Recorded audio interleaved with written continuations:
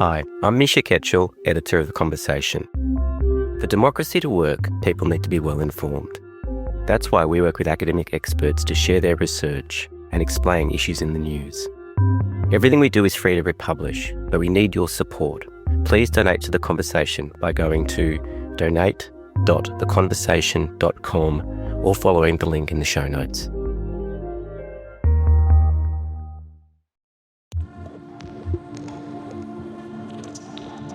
Over the past year, Donald Trump has gone after his critics with a vengeance. It's about justice, really. It's not revenge. It's about justice. It's also about the fact that you can't let this go on. They are sick, radical left people. For starters, former FBI Director James Comey was indicted, as was New York Attorney General Letitia James, both of whom were on Trump's list of political enemies. Democratic Senator Mark Kelly is being investigated for what the president calls seditious behavior that is, quote, punishable by death. We are all afraid. And I'll tell you, I'm oftentimes very anxious myself about using my voice because retaliation is real. That's Republican Senator Lisa Murkowski speaking in Alaska in early 2025. Trump's on a mission to stifle dissent and shut down opposition. What does history tell us about whether there is any way to stop him? I'm Justin Bergman, the International Affairs Editor at The Conversation in Australia, and this is The Making of an Autocrat, Episode 5, Suppress the People.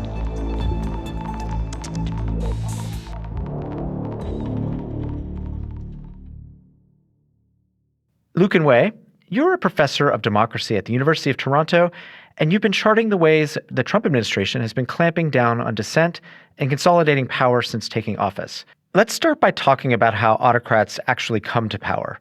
This doesn't always happen through violent means, say a coup or an uprising. Dictators are frequently elected, right? Historically, like after World War II, most authoritarians were sort of, I guess you might call honest authoritarians, where they came to power through coups and invasion and the like. But now about 2/3 of autocrats are elected in today. So explain this dichotomy a bit more. How can you have an autocracy in a country that still has elections and an opposition that still has a reasonable chance of winning? Among sort of what you might call electoral autocracies, some, such as Russia or Uzbekistan, have elections and opposition, but effectively the elections are purely facade and sort of meaningless.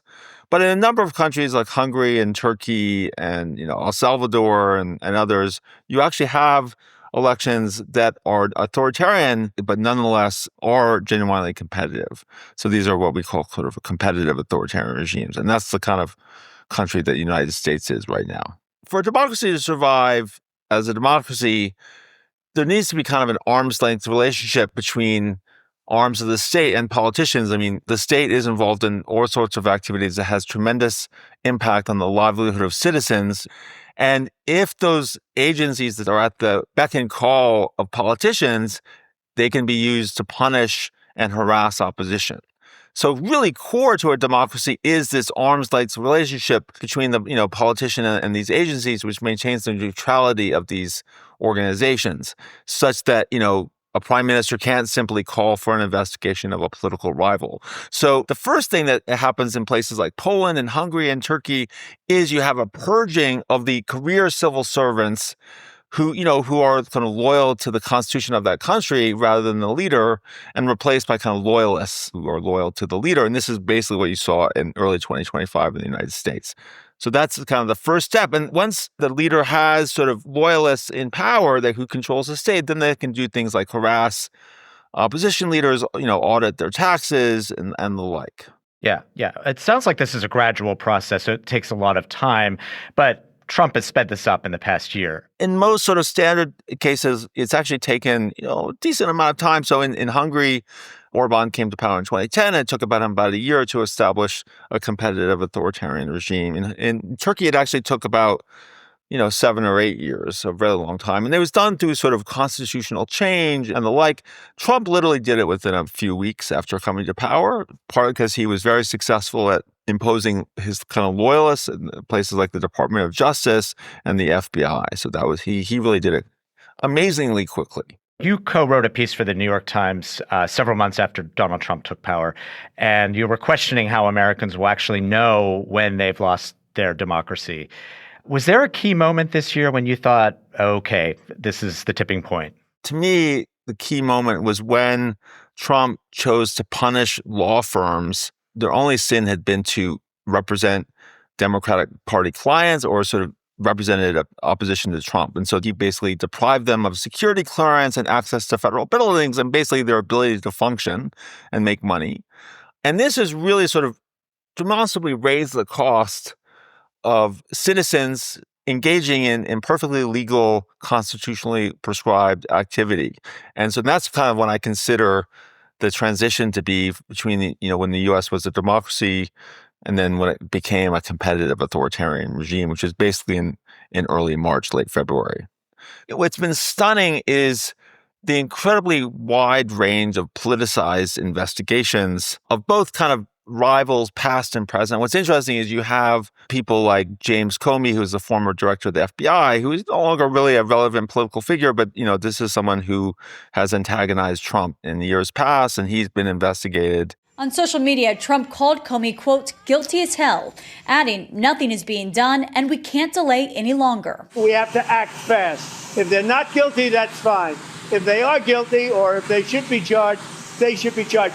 And we have to do it now. You also have people like John Bolton, again, a member of his administration, who, again, is sort of not a political force now. But then you also have people like Adam Schiff and others, Letitia James, who's the attorney general for New York State, who, are really kind of involved in sort of actively opposing Trump today. And again, he's sort of announced investigations of them, as well as of George Soros and others. So it's a mix of sort of, real contemporary opposition, but also kind of a number of these kind of what might be called has-beens. Why is targeting the opposition so necessary? What does this do for the autocrat moving forward? In other kind of countries with weaker justice systems, you can literally jail members of opposition or bankrupt them.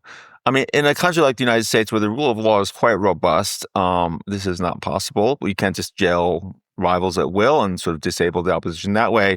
But investigations, even if you're proved innocent, are incredibly costly to people that, they have to spend their life savings, their reputation is undermined. So it's actually quite easy, if you have a politicized Department of Justice, to really kind of make life quite difficult for people who are sort of opposed Trump. And what this does is, first of all, kind of distracts people who would otherwise, like Letitia James, who might otherwise be engaged in activity to oppose Trump. She's having to focus all of her kind of mental energy on simply staying out of jail and hiring lawyers and stuff. But you also have the sort of knock-on effect that those around her see what happens and they engage in kind of self-censorship, and because they don't want to get in the crosshairs of the president, so they are much more kind of, reluctant to sort of engage in behavior that they know that Trump won't like. So it really has this kind of broader, kind of silencing effect that I think is quite pernicious.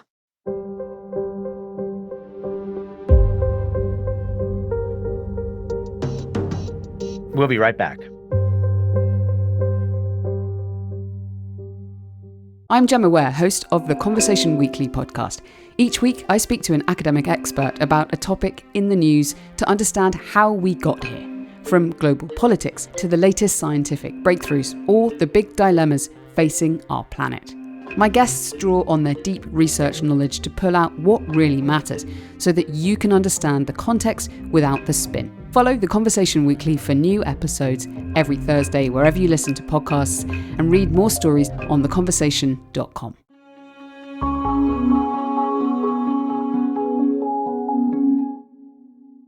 Lucan, in suppressing opposition, where is Donald Trump's inspiration coming from? Hungary has definitely been seen as a sort of model for Trump. I mean, I think, the Hungarian case is particularly interesting because Orban, first of all, emerged in a very consolidated democracy, Hungary, which had 5 different democratic turnovers before he came to power in 2010. This was a country that was pretty wealthy, high income, like the United States, very established democracy. And yet he was able to sort of transform Hungary into an authoritarian regime. And what's also interesting, he did so very legalistically and with very few sort of what we would consider civil liberties violations and the like. So this was definitely the model. But in fact, what's interesting is, first of all, Trump, as I mentioned, has gone much quicker, but he's also run much more roughshod over the law, engaging in behavior, which is clearly violates the Constitution. I mean, for example, the tariffs, and also you have sort of the agency of ICE, which is involved in targeting migrants, and they've engaged in all sorts of, detentions of citizens without due process. So he's really run roughshod over the law to a degree that we actually don't see in Hungary. That surprised me. Going back to Orban for a moment, can you talk about the ways that he targeted the opposition specifically? What did he do when he came into power? So the first thing he did was he engaged in constitutional reform, which allowed the government much greater control over the courts and judges, in his ability to appoint and sort of fire judges and appoint loyalists. That's one thing, which actually, Trump hasn't done. I mean, he's relied on the existing judges. He hasn't sort of engaged in any kind of more fundamental institutional change. But Orban also did stuff with the media, which was in some ways, much more subtle, but also, more similar to what Trump is doing, which is kind of politicizing the regulatory agencies by, for example, threatening to sort of withhold a license renewal for certain websites and television stations in exchange for sort of more favorable coverage. Hungarians have taken to the streets to protest the erosion of critical media. This is stuff that Orban engaged in, quite behind the scenes and, with a high level of deniability. There was this website called Orgo, which was a quite well-known website in Hungary. It was very critical. It had the highest traffic in Hungary. And rather than simply shutting it down, he basically encouraged the owners to sell. And the tender itself was actually quite above board, but he kind of Orban-tied banks gave money to one sort of pro-Orban company, which was able to buy the website and transform it from a kind of independent website to a very kind of pro-Orban website. So the important thing is all this stuff was without violence. It was all behind the scenes. You had to really look hard to sort of see where the violation was. And I think this is kind of, in some ways, the sort of brilliant technique, because there really is very little to protest. That's why there's a kind of evil brilliance behind Orban's activity, which I think to a certain extent they're mimicking. Russia is different from the U.S. in many respects. Turkey is different from the U.S. in many respects. The U.S. has this robust democratic tradition. Do those guardrails help at all? Is this stopping Trump from stifling the opposition in any way? Well, I think a couple of things are. I think that, what you saw in the case of James Comey, where there was this very kind of all-thumbs effort to indict him, and the institutions actually functioned. The judge threw out the indictments because they violated procedure in a kind of really severe way. In other cases, the guardrails have not functioned, and the Supreme Court in the United States is not really done anything to stand up to Trump, and so that's quite different. But I think in general, in a sense, there's the other aspect in which the United States is highly advantaged compared to other authoritarian regimes like Hungary. First of all, the opposition is much more unified. I mean, the Democratic Party is quite a viable political party. It's, quite unified, quite well financed, quite well organized. I mean, it's a really sort of powerful opposition force in a way that you did not have in Hungary, where opposition was highly divided between kind of far right and far left and sort of much less well-resourced.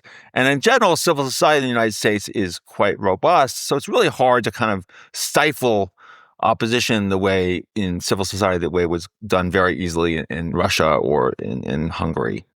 There's been protests this year. The No Kings protests have been fairly large, but it seems like the public outrage has seemed somewhat subdued, or it comes and goes. Do you feel that this is an impact of that chill that Trump's attacks on the opposition have had? Yeah, I think you're absolutely right that I think, the level of protest has been quite, it hasn't certainly been totally silent, and the No Kings were, in all 50 states, and it was quite large and stuff. But I think you're right that there hasn't just been the popular reaction. I think that's quite puzzling. I think it partly could be the silence. I also think the reality is that even in an authoritarian regime, it negatively affects a fairly small percentage of the population. And so most people, unless they're like deeply invested in politics and follow it very closely, the truth is that for most people, politics is the sideshow and the circus of life. And also, I think the other issue is that perception is that the United States has no experience with authoritarianism. The United States, constitutional system is much more fragile than people thought.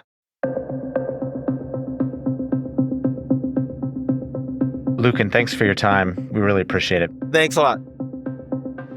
You can read more political analysis at The Conversation. This episode was produced by Isabella Podwinski, sound designed by Michelle Macklem. Our head of audio is Gemma Ware, and our head of editorial innovation is Ashlyn McGee.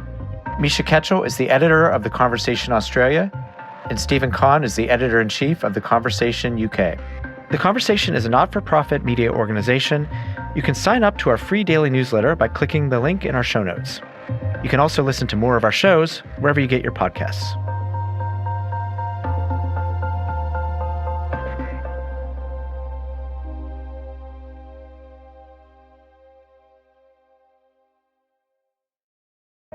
Lovely to have you all here in the flesh. Hi, I'm Ashlyn McGee from The Conversation, and this is our daily news conference.